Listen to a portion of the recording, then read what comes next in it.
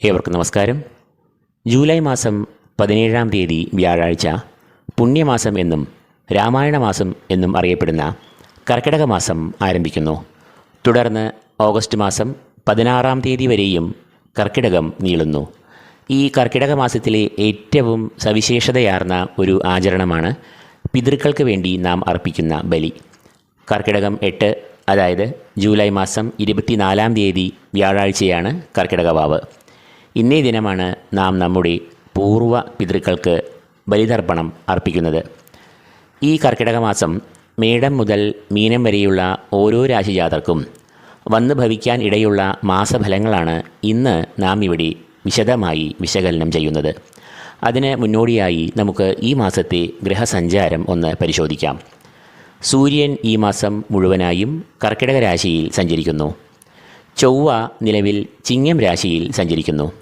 എന്നാൽ ജൂലൈ 28 മുതൽ കന്നിരാശിയിൽ സഞ്ചരിക്കുന്നു. ബുധൻ ഈ മാസം മുഴുവനായും കർക്കിടകത്തിൽ സഞ്ചരിക്കുന്നതാണ്. വ്യാഴം മിഥുനത്തിൽ തൻ്റെ സഞ്ചാരം തുടരുന്നു. ശുക്രൻ നിലവിൽ സ്വക്ഷേത്രമായ ഇടവത്തിൽ സഞ്ചരിക്കുന്നു. എന്നാൽ ജൂലൈ 26 മുതൽ ശുക്രൻ മിഥുനരാശിയിൽ പ്രവേശിച്ച് സഞ്ചരിക്കുവാൻ തുടങ്ങും. ശനി മീനരാശിയിൽ തൻ്റെ സഞ്ചാരം തുടരുന്നു. വക്രഗതിയിലാണ് ശനി സഞ്ചരിക്കുന്നത്. രാഹുകേതുക്കൾ കുംഭത്തിലും ചിങ്ങത്തിലുമായി തങ്ങളുടെ സഞ്ചാരം തുടരുന്നു.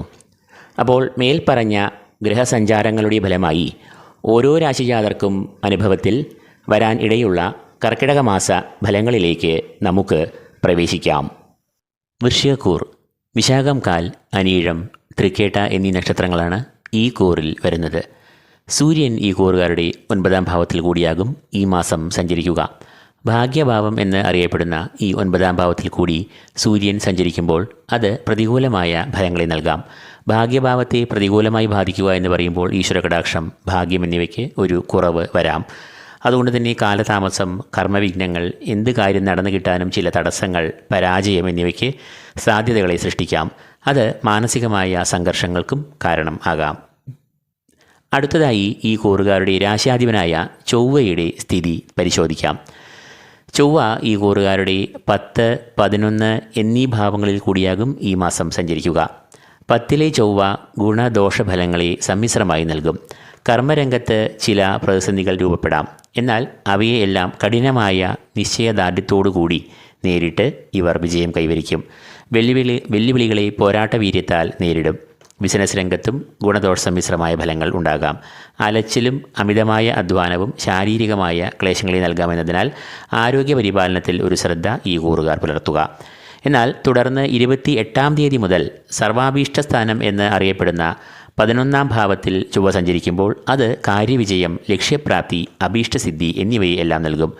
കൂടാതെ ധനാഗമഭാവമെന്നും 11-ാം ഭാവം അറിയപ്പെടുന്നു എന്നതിനാൽ സാമ്പത്തികമായും ഏറെ ഉന്നതിയും അഭിവൃദ്ധിയും ഈ കൂറുകാർക്ക് അനുഭവത്തിൽ വരുന്നതാണ്.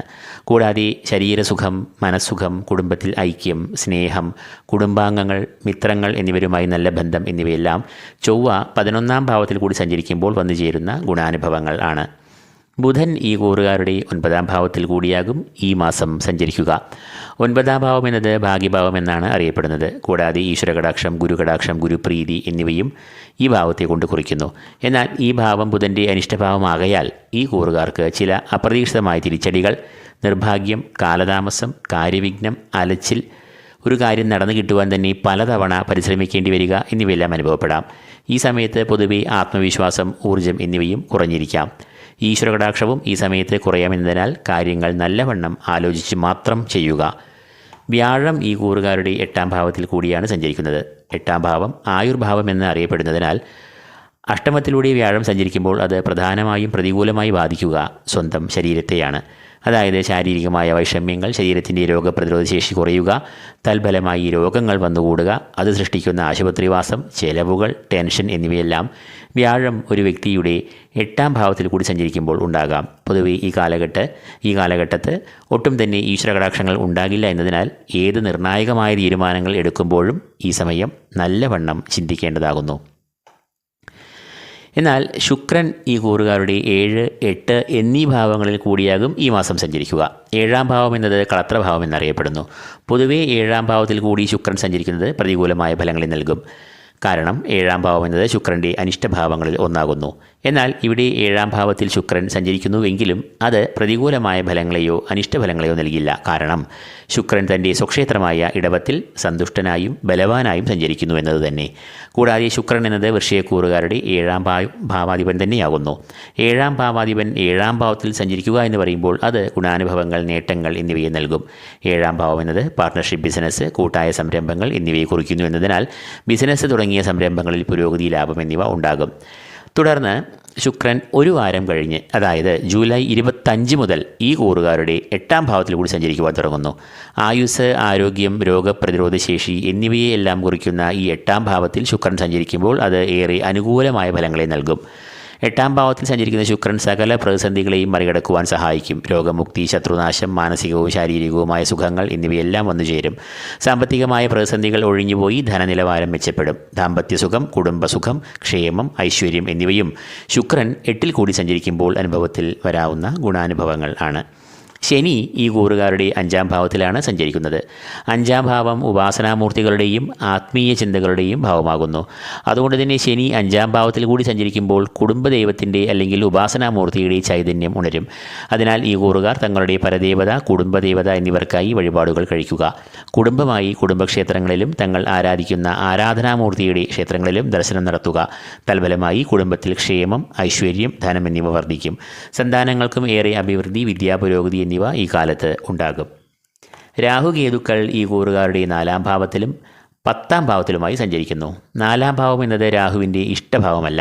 4-ാം ഭാവം അറിയപ്പെടുന്നത് മാതൃഭാവം എന്നാണ്. കൂടാതെ കുടുംബം, കുടുംബാംഗങ്ങളുമായുള്ള ബന്ധം, വീട്, വാഹനം എന്നിവയെ എല്ലാം ചിന്തിക്കുന്നതും ഇതേ ഭാവം കൊണ്ട് തന്നെയാണ്. രാഹു 4-ാം ഭാവത്തിൽ സഞ്ചരിക്കുമ്പോൾ അത് മാതൃക്ലേശം ഉണ്ടാക്കാം. കൂടാതെ കുടുംബാംഗങ്ങൾക്കിടയിൽ ചില സ്വാരസ്യങ്ങൾ, അഭിപ്രായ ഭിന്നതകൾ എന്നിവയെയും സൃഷ്ടിക്കാം. ഇനി കേതുവിൻ്റെ നില നമുക്ക് പരിശോധിക്കാം. കേതു ഈ കൂറുകാരുടെ കർമ്മഭാവം എന്ന് അറിയപ്പെടുന്ന 10-ാം ഭാവത്തിലാണ് സഞ്ചരിക്കുന്നത്. 10-ാം ഭാവം എന്നത് കേതുവിൻ്റെ ഇഷ്ടഭാവമല്ല. തൽഫലമായി തൊഴിൽ രംഗത്ത് ചില അസംതൃപ്തി, മനസ്സുഖമില്ലായ്മ എന്നിവ ഉണ്ടാകാം. മേലധികാരികളുടെ അപ്രീതി, സഹപ്രവർത്തകരുടെ നിസ്സഹകരണം, ശത്രുശല്യം എന്നിവയും മാനസികമായ സംഘർഷങ്ങളെ വർദ്ധിപ്പിക്കാം. 10-ലെ കേതു ബിസിനസ്സിനെയും പ്രതികൂലമായി ബാധിക്കാം. എന്നാൽ അതേസമയം 10-ലെ കേതു ആത്മീയമായ ഉണർവ്, തീർത്ഥാടനം, ഭക്തി, ദൂരദേശഗമനം എന്നിവയെയും സൃഷ്ടിക്കും. അപ്പോൾ വൃശ്ചികക്കൂറുകാർക്ക് ഈ മാസം രാശ്യാധിപനായ ചൊവ്വ, ശുക്രൻ, ശനി എന്നിവർ അനുകൂലമായ ഫലങ്ങളെ നൽകുന്നു. എന്നാൽ സൂര്യൻ, ബുധൻ, വ്യാഴം, രാഹുകേതുക്കൾ എന്നിവർ അനിഷ്ടരും ആകുന്നു. അതുകൊണ്ട് തന്നെ ഈ കൂറുകാർക്ക് ഈ മാസം ഗുണദോഷ സമ്മിശ്രമായ ഒരു മാസമായി ഭവിക്കുന്നതാണ്. സൂര്യനും ബുധനും ഭാഗ്യഭാവമായ 9-ാം ഭാവത്തിൽ സഞ്ചരിക്കുന്നു എന്നതിനാൽ ഈശ്വരാധീനം, ഭാഗ്യം എന്നിവയ്ക്ക് ഒരു മങ്ങൽ സംഭവിക്കാം. അതുകൊണ്ട് തന്നെ ഇവർ ഭാഗ്യാധിപനായ ചന്ദ്രൻ്റെ അധിഷ്ഠാന ദേവതയായ ദുർഗാദേവിയെ നന്നായി ധ്യാനിക്കുക. കൂടാതെ വ്യാഴം അഷ്ടമത്തിലാണ് സഞ്ചരിക്കുന്നത് എന്നതിനാൽ ആരോഗ്യകാര്യങ്ങളിൽ നല്ല ശ്രദ്ധ പുലർത്തുക. രോഗം വന്നാൽ തക്ക സമയത്ത് ചികിത്സ തേടുക.